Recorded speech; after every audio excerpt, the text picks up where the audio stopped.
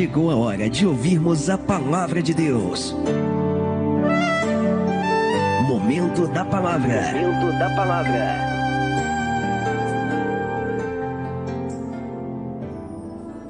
Vamos entrar aqui em uma palavra que está escrita em Segundo Crônicas.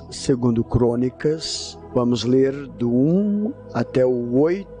Vamos lá. Senaqueribe invade Judá. Depois dessas coisas, desta fidelidade, Senaqueribe, rei de Judá, invadiu Judá e sitiou a cidade fortificada com a intenção de conquistá-la. Quando Ezequias viu que Senaqueribe tinha vindo e estava resolvido a atacar Jerusalém, decidiu em consultar os seus oficiais e os seus homens valentes, tapar as fontes das águas que havia fora da cidade, e eles ajudaram. Assim, muito povo se ajuntou e tamparam todas as fontes, bem como o ribeiro corria pelo meio da terra, pois dizia: por que viriam o rei da Síria e acharia tanta água por aqui?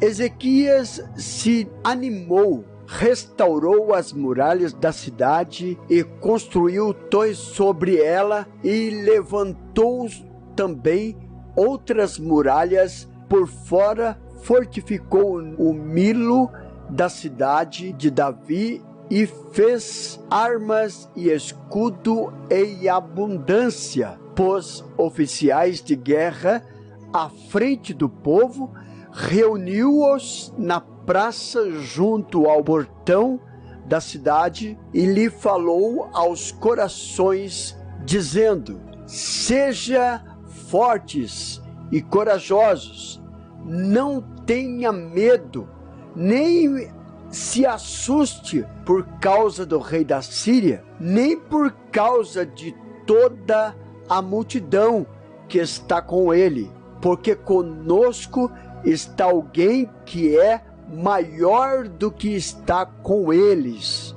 Com ele está o braço da carne, mas conosco está o Senhor, nosso Deus, para nos ajudar e para guerrear a nossa guerra. O povo se animou com as palavras de Ezequias, rei de Judá.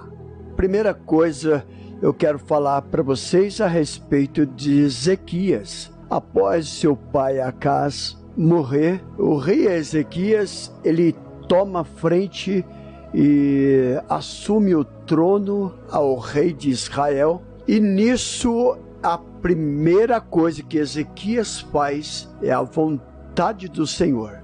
O que ele fez, como nós vimos aqui, depois dessas coisas, né? Aqui está falando logo no primeiro versículo, depois dessas coisas. Então, que coisa é essa que Ezequias fez de fidelidade, né? Ele está falando aqui no primeiro versículo de 32:1. Depois destas coisas e desta fidelidade, ou seja, logo que Ezequias tomou seu reinado, ele já colocou em seu coração em estabelecer a vontade do Senhor. Então nós vemos aqui que Ezequias tomou a frente, foi lá na casa do Senhor. Foi a primeira coisa que ele fez após ele tomar a frente de tudo. Se você vê um pouquinho para trás, em 2 Crônicas 30, ele diz que fala sobre a celebração, né, da Páscoa. Não puderam, no versículo 3 até o 5, ele fala assim: não puderam celebrá-la no devido tempo, porque não tinha santificado sacerdotes em número suficiente, e o povo ainda não havia reunido em Jerusalém. e isso foi aprovado pelo rei e por toda a congregação. Resolveram que se fizesse uma proclamação, uma pregação por todo Israel e desse a Berseba e até Tã, para que viesse a celebrar a Páscoa do Senhor, Deus de Israel, em Jerusalém, porque não celebrava mais com grandes números de participantes, conforme está escrito. Então, não havia muito mais aquela celebração da Páscoa como antes, porque o seu pai Acás tinha profanado o templo do Senhor, tinha fechado o templo e tinha levantado postes ídolos, tinha levantado vários altares de deuses estranhos, e nisso pararam de congregar ao Senhor e começaram a se prostrar diante de altares. Bom, depois que ele fez essa reunião entre eles, no versículo 31, fala assim: acabando tudo isso, todos os israelitas que se achavam ali saíram às cidades de Judá, quebraram as estátuas, cortaram os postes ídolos e derrubaram os altos altares por todo o Judá, Benjamim, como também Efraim e Manassés, até que tudo destruíram. Então tornaram todos os filhos de Israel, cada um para a sua possessão, para a cidade deles. Olha só, após Ezequias tomar o seu reino, o reino de seu pai, Acás, que foi um dos piores reis de Israel, pois profanou o altar do Senhor, fez com que o povo se prostrasse diante de imagens de esculturas, acendesse incenso e até mesmo se prostrasse até diante da estátua da serpente de bronze que Moisés tinha levantado no deserto. Estava se prostrando até mesmo diante daquela estátua, e também estava acendendo incenso e lhe chamava Neustã. Então essa profanação que surgiu com o reinado de Acás, quando ele morreu, quando Ezequias tomou o lugar de seu pai, então, movido pelo Espírito Santo de Deus, resolveu quebrar todas as estátuas e começar a fazer uma grande reforma na obra de Deus. Vamos lá. Muito bem, primeiro eu quero entrar em questão quando se fala depois dessas coisas. Depois dessas coisas, como eu falei aqui, depois dessas coisas. Então teve alguma coisa atrás. O que ele fez? Então ele se reuniu entre eles, tomaram a decisão de restaurar o templo do Senhor, resolveram quebrar os postes ídolos que seu pai tinha levantado e feito o povo se prostrar diante deles.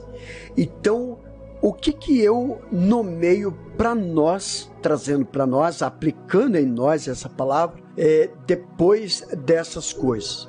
Eu nomeio o seguinte: depois dessas coisas pode simbolizar depois do batismo, depois que você toma alguma atitude, depois que você se coloca diante de Deus e fala: a partir de agora eu vou fazer isso para o Senhor, eu vou orar mais, vou buscar mais, vou me batizar ou coisa assim, ou vou me empenhar mais na obra do Senhor. Então, depois, quando nós decidimos que nós temos que fazer essa tal coisa para o Senhor, ser fiel ao Senhor, então o inimigo, ele quer planejar para nós alguma forma de nos desviar da vontade do Senhor. Aí vem a segunda parte, como nós já sabemos que todas as vezes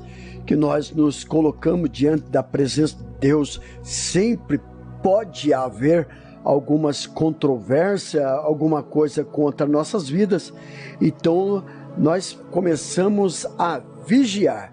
A segunda parte da palavra que eu quero comentar com vocês é a respeito dessa parte que nós lemos, 32, então do versículo 2 em diante vai falar sobre as estratégias de Ezequias. Olha só: vendo, pois, Ezequias que Senaqueribe vinha e que estava resolvido a pelejar contra Jerusalém, resolveu, de acordo com os seus príncipes e com seus homens valentes, tapar as fontes das águas que havia fora da cidade, e eles os ajuntaram, e assim muito povo se ajuntou a tamparem todas as fontes, como também os ribeiros que corria pelo meio da terra, pois dizia, olha só, por que vinham o rei da Síria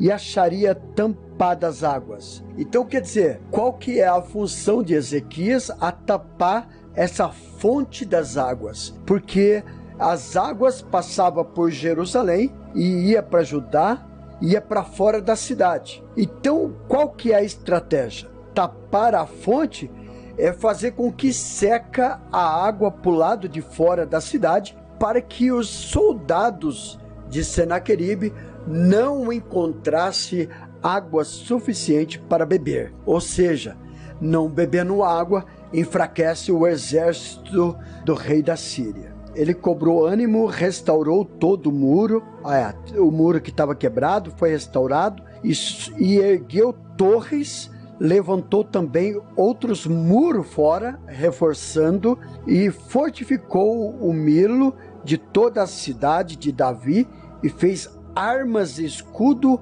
em abundância. Olha só, arma e escudo em abundância. Quando nós tocamos no assunto de armas e escudo, nós vamos direto para Efésios 6, versículo 10, que o apóstolo Paulo diz assim: quanto mais sede fortificado no Senhor e na força do seu poder, revestível de toda a armadura de Deus, para que possais resistir o diabo, porque essa luta não é contra a carne e nem contra o sangue, e sim contra os principados e potestade, contra os dominadores desse mundo tenebroso, que estão nas regiões celestes. Então, quando nós, que nem para eles era armaduras mesmo, né? E lanças de verdade, mas traduzindo para nós hoje, como hoje nós não lutamos com armas, nós lutamos com algo espiritual. Então o apóstolo Paulo nos ensina que nós devemos nos revestir de toda a armadura de Deus para possar estar firme contra as astutas ciladas do adversário. Ou seja, quando nós vamos encarar algumas lutas, nós temos que nos revestir e vigiar, achar estratégias. Aqui era carnalmente, aqui a guerra, era guerra mesmo, de olho por olho, dente por dente. Então tinha que ter essa estratégia. O povo de Israel sempre teve esse dom da guerra, né, que vem desde os antepassados da parte de Moisés. Pelejaram durante muito tempo, 40 anos no deserto, pelejando, guerreando, conquistando. Então veio de muito tempo a estratégia, a arrumar estratégia, ou seja, deixar o inimigo fraco para poder vencer. Quantas estratégias Israel teve para pelejar? E essa é uma das estratégias de Israel: enfraquecer o inimigo, né? Cortar água, mantimento, para que eles sejam enfraquecidos para poder vencê-lo. Então, traduzindo para nós, para nós, no caso, seria o lado espiritual. Então nós vamos seguir o lado espiritual, onde o apóstolo Paulo diz: revestível de toda a armadura de Deus para que possais resistir o dia mau. E também, havendo feito tudo isso, ficar firmes. E depois nós podemos também imaginar aqui o escudo em abundância. Ele fala que lanças e escudo em abundância, porque o escudo da fé, né, o nosso escudo hoje é o escudo da fé, porque nós podemos apagar todos os dardos inflamáveis, né, do mal. Olha só aqui: portanto, tomar toda a armadura de Deus para que possais resistir o dia mau, e depois de ter vencido tudo, permanecer inabalável. Olha só, sempre firme. Estais, pois, firmes, cingindo-vos com a verdade. A verdade não pode sair de dentro de cada um de nós. Vestindo-vos da couraça da justiça. Ou seja, sempre ser justo. Se você for verdadeiro e justo, você está com essas armaduras.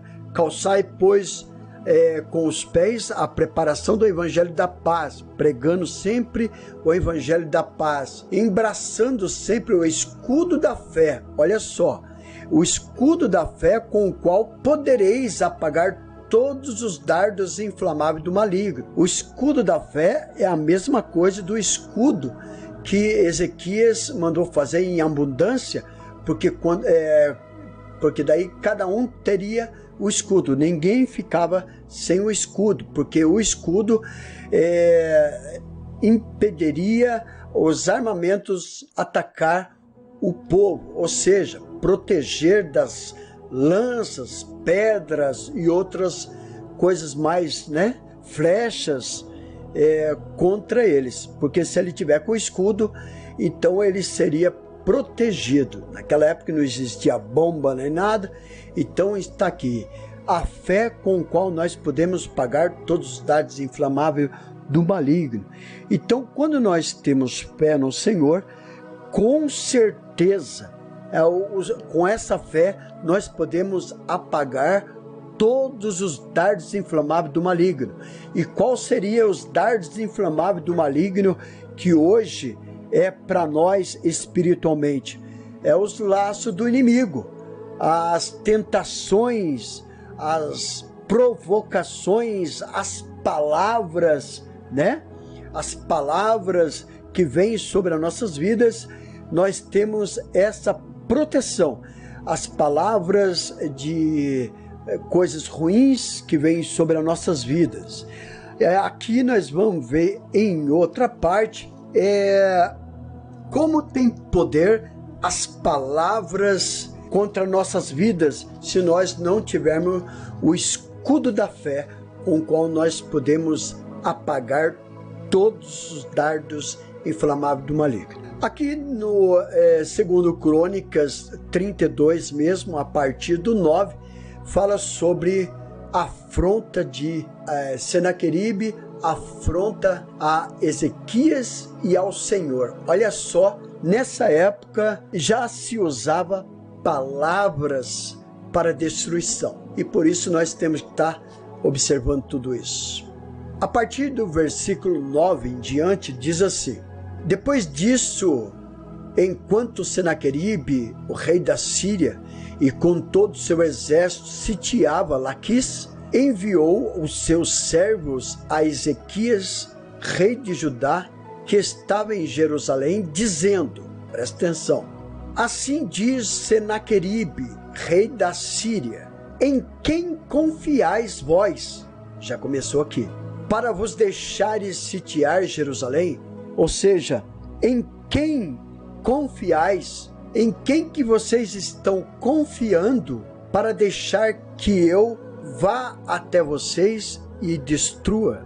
Aqui já está a palavra do rei Senaqueribe. Olha só, versículo 11. Acaso não incita Ezequias para morrerdes de fome, de sede, dizendo: o Senhor nosso Deus nos livrará da mão do rei da Síria? Olha só, Ele está falando assim, o seu rei Ezequias está dizendo que vocês não estão correndo perigo, vocês vão morrer porque eu vou invadir a cidade e vou destruir todos vocês. Agora ele pega a partir do 12 aqui, ele fala, não é Ezequias o mesmo que tirou os seus altos e altares e falou a Judá e a Jerusalém, dizendo, diante de apenas um altar vos prostrareis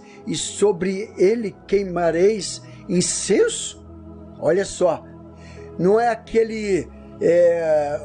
não é o mesmo Ezequias que destruiu os altares, os deuses, e falou que somente através de um Deus apenas ele vai se prostrar e vai acender incenso? Não sabeis vós, olha só, agora está contando vantagem, não sabeis vós que eu e meus pais fizeram todo o povo das terras, acaso puderam de qual maneira os deuses das nações deles, da terra, livrar o seu país das minhas mãos?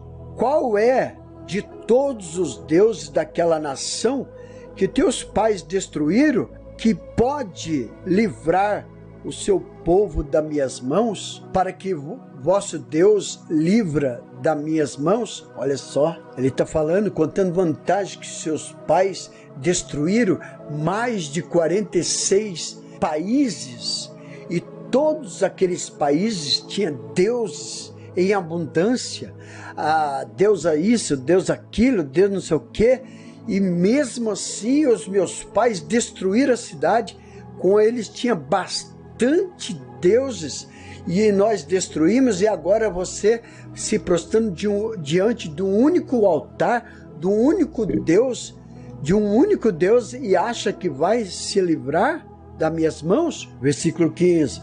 Agora, pois, não vos engane, Ezequias, nem vos cite assim, nem se deis crédito, porque nenhum Deus de nação alguma, nem rei algum, pode livrar o seu povo das minhas mãos, e nem da mão dos meus pais. Quanto menos vós poderás livrar o vosso Deus das minhas mãos. Aqui já procurou uma briga com o próprio Deus. Olha, nem o vosso Deus, Ezequias, pode livrar vocês das minhas mãos. Os seus servos falaram ainda mais contra o Senhor Deus e contra Ezequias, seu servo. Senaqueribe escreveu também cartas para blasfemar do Senhor Deus de Israel e falar contra ele, dizendo, assim como os deuses das nações, das outras terras, não livraram o seu povo das minhas mãos, assim também o Deus de Ezequias não livrará o seu povo das minhas mãos. Olha só, então, e ainda clamaram aos servos em alta voz, em judaico, contra o povo de Jerusalém, que estava sobre o muro, para atemorizar e perturbar, para tomarem a cidade. Falaram do Deus de Jerusalém como dos deuses dos povos da terra, obra feita por mão de homens. Falaram do Deus de Jerusalém como dos deuses do povo da terra. Porém, o rei Ezequias e o Isaías, profeta, filho de Amós, oraram por causa disso e clamaram ao céu. Você pode imaginar aqui, quando se fala da carta que rei Senaqueribe fez para ler na frente do povo, para afrontar Ezequias na frente do povo. Ou seja, a primeira coisa que o inimigo faz é tanto para o lado da guerra carnal como a guerra espiritual, é usar as palavras. Você pode ver, nós temos algum exemplo de que o inimigo usa as palavras primeiro para afrouxar o povo, desanimar o povo. Você já viu que quando Davi foi enfrentar o gigante amaldiçoou Davi no nome dos deuses. Amaldiçoou o Deus de Israel para pegar Davi. Olha, Davi, eu te amaldiçoo, você e seu Deus. Então eu vou arrancar a sua cabeça e vou dar para as aves do campo comer. Olha só, primeira são as palavras, para colocar medo, para colocar angústia, pavor. Sempre o inimigo usa as palavras. Sansão também, quando foi destruído por palavras de Dalila, me conta, aonde está a tua força, não sei o que, aí já foi estratégia dela, até que ele se entregou. Então, o inimigo sempre usa as palavras, às vezes de afronta, às vezes usa palavras lisonjeias também, que serve também para destruição. A maioria das palavras que lisonjeiam o nosso ego, muitas das vezes são para nos destruir. Nós temos que tomar com muito cuidado quando chega alguma pessoa elogiando para depois jogar a sua artimanha para poder destruir, entrar numa fofoca. Primeiro fala, olha, você é homem de Deus, você é mulher de Deus, não sei o quê, e depois sempre usa palavras para destruição. E está fazendo também eu lembrar de uma mulher que adivinhava também, que ela lia tarôs, cartas, essas coisas assim, lia a sorte das pessoas, e quando o apóstolo Paulo e Silas entrou na cidade para pregar o evangelho, ela gritava atrás dele, olha, esse é um homem de Deus, que veio trazer costumes que nós não estamos acostumados, é um homem de Deus que veio trazer salvação. As pessoas olhando, particularmente olhando assim para o nossos dias de hoje, a gente percebe que parece que ela está divulgando que o apóstolo Paulo é o homem de Deus de verdade. E na verdade ela não é isso que ela estava querendo dizer. Ela estava jogando as palavras no ar para denunciar apóstolo Paulo e Silas, porque as autoridades daquela cidade, observando essas palavras, estava sendo denunciado apóstolo Paulo e Silas, para que ele seja preso, chicoteado e levado ao ridículo na frente de todos. Então nós temos que tomar muito cuidado, que quando o inimigo quer nos atacar, ele inventa alguma coisa. Quando ele não entra com palavras ofensivas, entra com palavras lisonjeias. Então nós temos que pensar nessa possibilidade também de ser elogiado, tá bom? Então essa é a primeira etapa do inimigo, é entrar com palavras. Todas as vezes que o seu cônjuge, quem é casado, começa a guerra pelo próprio esposo ou pela própria esposa, porque é como Jesus disse em sua palavra, que os nossos inimigos são de dentro da própria casa. Por que ele quis dizer da própria casa? Porque quando um serve mais o Senhor do que outro, sempre vai haver discórdias, vai ter pensamentos que são equivocados, pensamentos que são diferentes, e por isso vai vir guerra. E nós temos sempre essa guerra. No começo do evangelho tive muita guerra, porque eu servindo a Deus e minha esposa não. Mas precisa ter estratégia para você vencer. Quando vir afronta de palavras e muitas atitudes que não são da parte do Senhor, temos que ter estratégia de se calar ou de falar palavras certas, certeira, fazer que nem Jesus. Nem todos que perguntavam as coisas para Jesus recebiam a resposta na hora. Ele falava, você que diz, você que está falando. Mas quando era para falar, Jesus ele falava: está escrito, está escrito, está escrito. Então nós temos que ter a palavra certa para destruir as obras do diabo, como Jesus fez em Mateus 4, que fala sobre a tentação de Jesus. O diabo chega e fala: se você é filho de Deus mesmo, faça isso. Se é filho de Deus, faça aquilo. Mas ele falava sempre assim: está escrito, está escrito, está escrito. E nunca responder palavras de ofensiva, dizendo: da mesma maneira que me trata, eu também trato. Não, nem sempre é isso. Nem sempre nós temos que tratar a afronta com afronta. Jesus ele sempre nos ensinou: se alguém bater na sua face, vira do outro lado. Ou seja, se a pessoa te bater com as palavras em você, você deixa bater com outras palavras, mas você sempre vai usar a mesma palavra de Jesus, está escrito, sempre com palavra de amor. Eu sei que é difícil, mas nós conseguimos, porque se nós nos humilhamos diante de Deus, Deus nos exalta. Quando fazemos a obra do Senhor, o Senhor nos exalta. E após essa perseguição toda de palavras de ofensivas e muito mais, o rei Ezequias faz uma oração. Peguei aqui a parte de 2 Reis 19:14, que fala sobre a oração de Ezequias,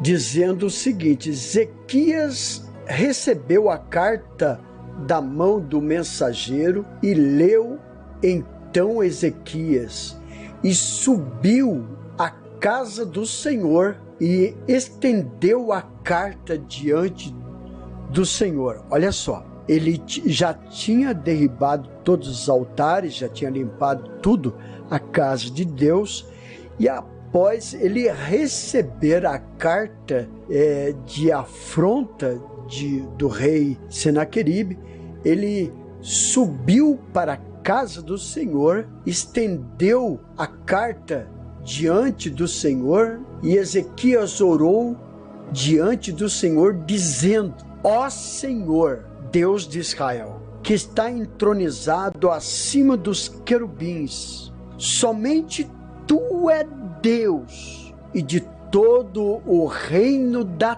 terra tu fizeste os céus e a terra. Inclina, ó Senhor, os ouvidos e ouve. Abre, Senhor, os olhos e vê. Ouve as palavras de Senaqueribe, as quais ele enviou para afrontar o Deus vivo. Olha só que ele sabia que não estava só afrontando o rei, mas estava afrontando o Deus vivo. Por isso que ele falou: só o Senhor é Deus sobre toda a terra. É verdade, Senhor, no versículo 17, é verdade, Senhor, que os reis da Síria, o rei da Síria, assolaram todas as nações da terra. É verdade. Ou seja, Ezequias estava reconhecendo a força de Senaqueribe que ele tinha, mas ele também estava reconhecendo que só existe um Deus apenas. Um Deus apenas.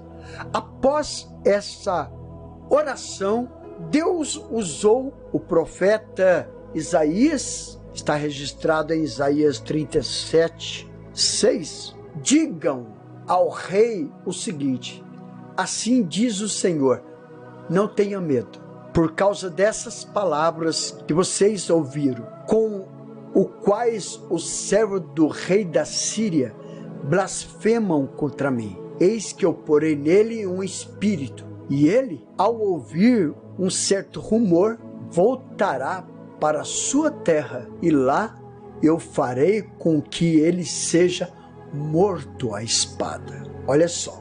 Então eu captei aqui uma palavra que, se você lembra, quando Ezequias foi confortar, encorajar os seus soldados, olha só o que ele falou: sede fortes e corajosos, não temas nem vos assusteis por causa do rei da Síria, nem por causa de toda a multidão que está com ele, porque conosco está maior do que está com ele. Com ele está o braço da carne, mas conosco o Senhor. Olha só, o povo redobrou o ânimo. Ele está falando que não temas, né? Não temas porque eu sou contigo, né? E agora Isaías é usado para falar a mesma frase que ele falou para o povo. O rei falou para o povo: não temais, sejam corajosos, que não vos assusteis porque eu estou contigo. Aí Deus usa Isaías para falar: não tenha medo por causa dessas palavras que você ouviu, né? Com o qual o servo da Síria, do rei da Síria, blasfemam contra mim. Não temas, que eles falaram contra mim. Então, todas as coisas que o inimigo faz contra o povo dele, está fazendo contra Deus. A promessa de Abraão, que foi feita para Abraão, que estende para nós no dia de hoje: serei amigo do seu amigo, inimigo do seu inimigo. Então, isso está de pé. Quando nós somos confrontados pelo adversário, e se nós mantemos a nossa posição sem escandalizar, só na oração, só no jejum, na busca, na leitura, na oração e na meditação na palavra, nós somos libertos por causa do Senhor, por causa da fidelidade que nós temos. Pode ver aí que no começo do capítulo fala aí: depois dessas fidelidades, depois dessa fidelidade, dessas coisas de fidelidade, dessas coisas simboliza a destruição dos deuses, das imagens de escultura, aquelas coisas todas. E a fidelidade é essa, de ter tomado a atitude de destruir tudo que é da obra satânica, para poder fazer a obra de Deus direitinho, como levar o povo a buscar a Deus e não deixar o povo servindo outros deuses. E logo em seguida também nós vemos aí, no versículo 37 fala: um certo dia, quando ele estava adorando no templo dos seus deuses, Niscorote, o seu filho Adrameleque e Sarezer o mataram à espada. Depois fugiram para a terra de Ararat, e Esar-Hadon, filho de Senaqueribe, e reinou em seu lugar. Tá vendo aí? Depois dessas coisas que aconteceu, antes dele fugir para sua terra, diz aqui a palavra que naquela mesma noite Deus enviou um ruído, porque os inimigos estavam acampados em volta de Jerusalém. Naquela noite Deus liberou um anjo, apenas um anjo, para poder destruir todo o seu arraial. Ou seja, 185.000 soldados de Senaqueribe foram destruídos pelo anjo, mortos pelo anjo, e assim ele, com medo, fugiu para sua terra, aonde ele estava prostrado diante dos seus deuses na sua terra, e seus próprios filhos veio e o matou à espada. Olha só, né? Ninguém que luta contra o Senhor possa vencer. E depois que aconteceu todas essas coisas, depois que a vitória foi dada para Ezequias, depois que Senaqueribe foi morto, então o rei Ezequias se adoeceu de uma enfermidade mortal, que está registrado também em Isaías 38, que diz assim: naqueles dias Ezequias adoeceu e veio ter com ele o profeta Isaías, filho de Amós, e lhe disse assim: assim diz o Senhor, põe em ordem a tua casa, porque morrerás e não viverás. Eu tinha comigo em meus pensamentos, em meu coração, que todas as vezes que alguém pregasse essa palavra, põe a tua casa em ordem, porque morrerás, eu pensava que era colocar a casa espiritual. Pode servir também, lógico, pode servir. Mas o que o Senhor estava querendo dizer para o rei Ezequias, colocar a casa em ordem, era justamente a casa, ou seja, a família em ordem. Ou seja, Deus, ele já falou aqui, ó, põe a tua casa em ordem, porque você vai morrer. Então, Deus não estava falando para ele colocar o seu íntimo com Deus, a tua vontade, ler mais a palavra, orar mais, se aproximar mais de mim, que você vai morrer. Ele estava querendo dizer que você coloca a tua casa em ordem, ou seja, prepara o seu filho para tomar o seu lugar. Prepara Manassés para tomar o seu lugar. É isso que ele quis dizer, para preparar o seu filho Manassés, que ia tomar posse depois dele, né? Para que ele reinasse. Então, ele não deu crédito, por incrível que pareça, ele não deu crédito à palavra do Senhor. Depois dessas palavras, coloca a tua casa em ordem, porque morrerás, simplesmente continuou servindo o Senhor ali, tudo bonitinho, fazendo armamentos, plantações, aquelas coisas, enriqueceu bastante, fez muito armamentos, aquela coisa, prosperou, mas deixou de colocar a sua casa em ordem. Ou seja, deixou de induzir o seu filho a reinar no seu lugar, preparar o seu filho. A gente vai ver isso para nós terminarmos essa palavra. Em 2 Crônicas 33 diz assim, ó, depois que Ezequias morre, tinha Manassés 12 anos de idade quando começou a reinar, e 55 anos reinou em Jerusalém. Fez o que era mal perante o Senhor, segundo as abominações dos gentios que o Senhor expulsara da sua possessão e diante dos filhos de Israel, pois tornou a edificar os altos que Ezequias, seu pai, havia derribado. Levantou os altares de Baalis e fez postes ídolos e se prostrou diante de todos os exércitos dos céus e os serviu. Tá vendo? Se prostrou diante dos exércitos da terra, diante dos deuses. Acendia incenso. Tudo que seu pai destruiu de deuses, ele foi e restaurou tudo de novo.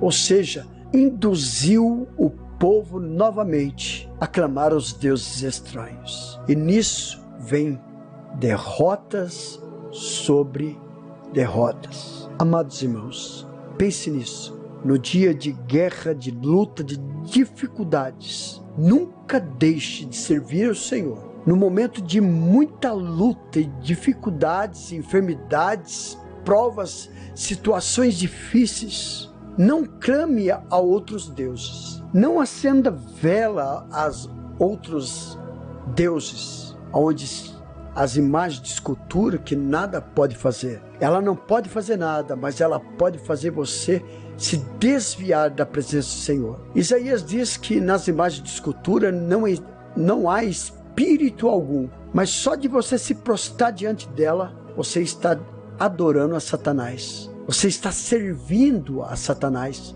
Você está desfazendo de Deus, que é o único Deus que existe e que pode nos salvar. Não se prostre diante de imagem de escultura de deuses estranhos. Em primeiro lugar, que fala, Deuteronômio 7, fala que as imagens de escultura serão queimadas a fogo e todos aqueles que se prostram diante dela. Todos serão destruídos, aqueles que acreditam em imagem de escultura. Não é um crente que está falando essas coisas para você, é a palavra de Deus que está falando. Então, diante de lutas, dificuldades, mesmo que os deuses estranhos ofereçam algo para você a troco de adoração, não vai. Fique feliz, fique na fidelidade diante de Deus, que Deus vai te honrar. Fique com essa palavra e que Deus vos abençoe no nome de Jesus.